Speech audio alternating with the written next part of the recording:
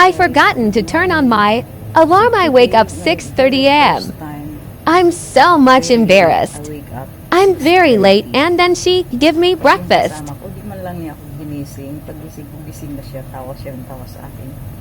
Sabi niya, okay lang daw. Sabi ko, hindi okay. Kasi sa umaga kasi, piniprepare ko yung mga gamit ng mga bata papuntang school. So, pagdating ko dito guys, gising na yung mag-ina, yung eldest, tapos yung amo kong babae.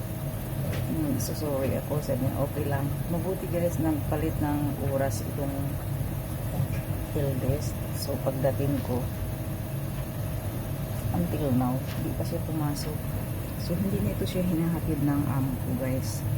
Nagmumotor ito mag-isa. Allowed pala sa Taiwan kahit minor de edad.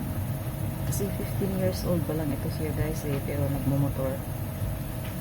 So, ayun, binigyan niya ako ng breakfast. Yan. May chocolate pa. Oh my goodness. So, double time ang work ko.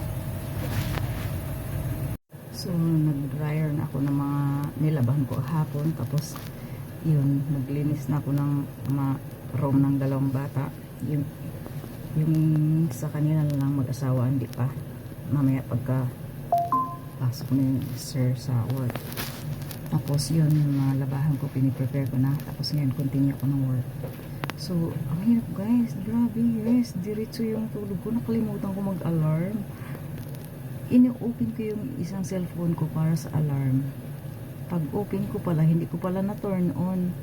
So, yun guys. First time, very late. So, that is it guys. Thank you so much for watching and please follow me. For now.